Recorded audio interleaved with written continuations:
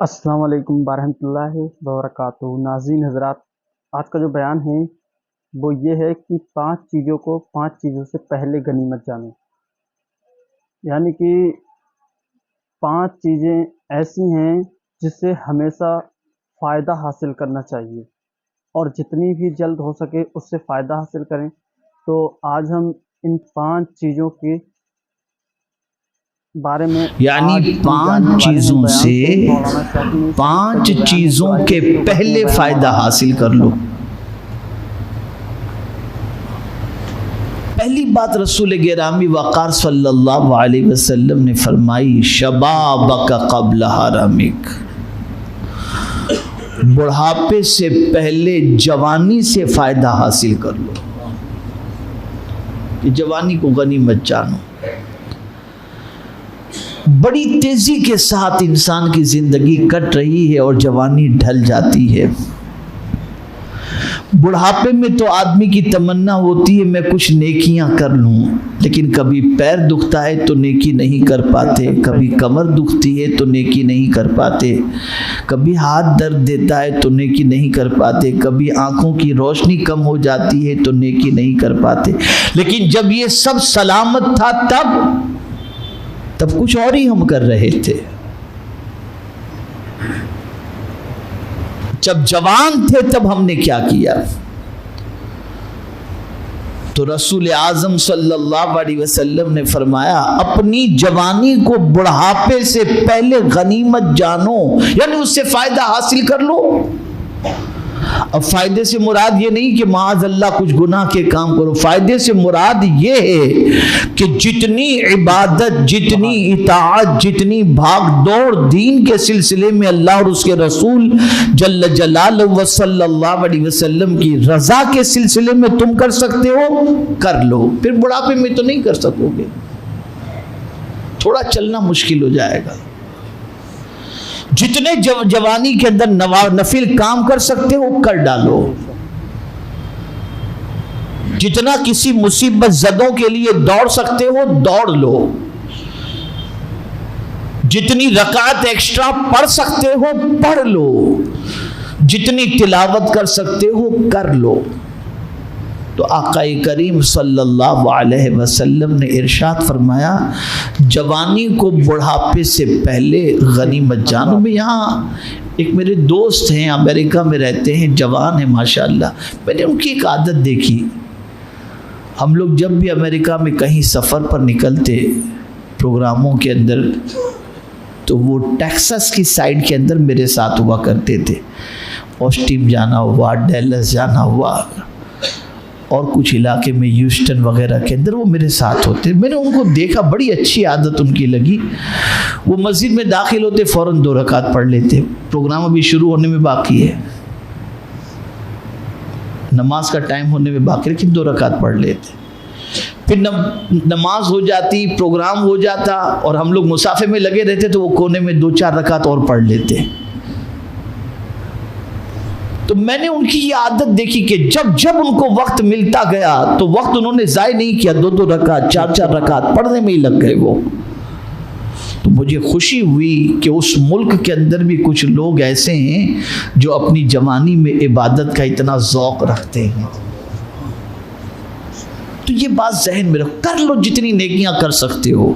बुढ़ापे में तो फिर नेकी के अलावा कुछ करना नहीं, लेकिन उस वक्त करना चाहेंगे तो आज़ाद जवाब दे चुके होंगे।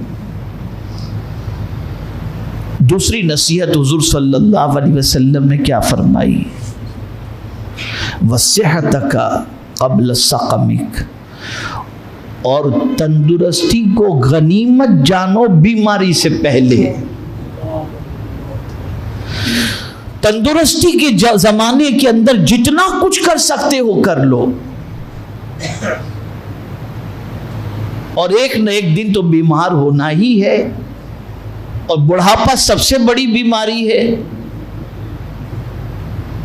तो यहां भी यही मुराद आप ले सकते हैं कि आपको अल्लाह ने फिटनेस अता फरमाई, आप फिट हैं तो जितनी नेकियां कर सकते हो, फ़ायदा सेहत से उठा सकते हो, उतना सेहत से फ़ायदा उठाओ। बल्कि अब यहाँ थोड़ी सी मैं रोशनी डालना चाहूँगा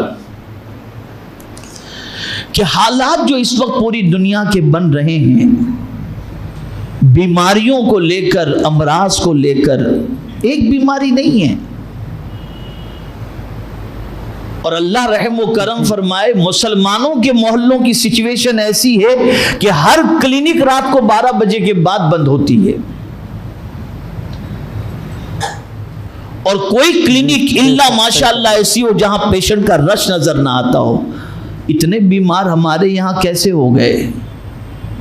खाने पीने में एहतियात नहीं। गुटखा हमारी कौम ज़्यादा खाती है, सिगरेट हमारी कौम ज़्यादा खाती है, बाहर के कचरे जो होते हैं पता नहीं कैसे कैसे बनते, वो सब हमारी कौम ज़्यादा खाती है। सेहत का बिल्कुल ख्याल नहीं। ऐसी ग़िज़ा खाइए जो ग़िज़ा सेहत को तक़वियत अता करती हो। ऐसी ग़िज़ा इस्तेमाल कीजिए जिस ग़िज़ा के ज़रिए आपकी तबीयत बीमार होने से बच जाए। ऐसी ग़िज़ा का इस्तेमाल कीजिए जिन ग़िज़ाओं से आपकी बदन के अंदर क़ुव्वत पैदा हो, क़ुव्वत मुदाफ़िअत पैदा हो। और ये याद रखें कि हुज़ूर सल्लल्लाहु अलैहि वसल्लम ने जिन ग़िज़ाओं का इस्तेमाल किया वो सबसे सस्ती चीज़ें हैं और सबसे ज़्यादा ताकतवर हैं। जौ ले लीजिए, सबसे ज़्यादा ताकतवर। खजूर ले लीजिए, सबसे ज़्यादा ताकतवर। मैंने खुद अपने दफ्तर में अल्हम्दुलिल्लाह ये मामूल बनाया है कि मैं शाम को जब ऑफिस में भूख जैसा या ऐसा कुछ थोड़ा सा महसूस होता है, 7 खजूरें खा लेता हूँ, 5-7 खजूरें खा लेता हूँ, अल्हम्दुलिल्लाह तबीयत के अंदर सुकून मिल जाता है। तो सेहत का ख्याल रखो। और मैं समझता हूँ कि तकरीबन हॉस्पिटल्स के अंदर बीमारों की लाइन लगी रहती है, और ऐसी ऐसी बीमारियां कि अल-इयाज़ु बिल्लाह, अल्लाह सबको महफूज रखे। ज़रूरी नहीं कि खाने ही से बीमारियां होती हैं, मुख्तलिफ वजूहात से भी बीमारियां होती हैं, लेकिन जो प्रिकॉशन हमें लेना चाहिए, जो एहतियात हमें बरतना चाहिए, उसका हमें ख्याल किया जाए। आज ज़रा देखें, एक छोटा सा टेस्ट कराने जाएं तो 10,000 रुपये निकल जाते हैं, 15,000 निकल जाते हैं। आप भी एफर्ट कहाँ से करेगा? तो अपनी सेहत को गनीमत जानो। बीमारी से पहले हेल्थ केयर होना चाहिए, खाने पीने में एहतियात बरतनी चाहिए और सेहत का भरपूर ख्याल रखना चाहिए। तीसरी चीज़ आकाए करीम सल्लल्लाहु अलैहि वसल्लम ने फरमाया, और इसी पर मैं आज अपनी गुफ्तगू को ख़त्म करूँगा इंशाअल्लाह, वग़िना का क़ब्ल फ़क़रिक,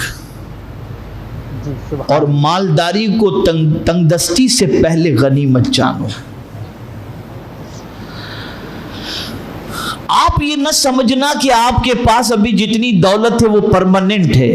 किसी के पास परमानेंट नहीं रही तो आपके पास क्या रहेगी? तो अब जो दौलत आपके पास है, इस सरमाए को गनीमत जानो, इससे पहले कि फकीरी आ जाए। आपने कोरोना के जमाने में, लॉकडाउन के जमाने के अंदर, बल्कि अभी भी बहुत सारे लोग ऐसे आपको मिलेंगे जो अभी भी सेट नहीं हो सके हैं, परेशानियों के शिकार हैं। सैकड़ों लोगों की जॉब जा रही है। मैं जो समझाना चाह रहा हूं उसे आप आज अच्छी तरह से समझ लो। आने वाले दिन अल्लाह करे कि अच्छे हों, लेकिन जो इंडिकेशन है, जो निशानियां हैं, वो कुछ खास अच्छी नजर नहीं आ रही हैं। आदमी ज्यादा से ज्यादा बेरोजगारी की तरफ बढ़ेगा।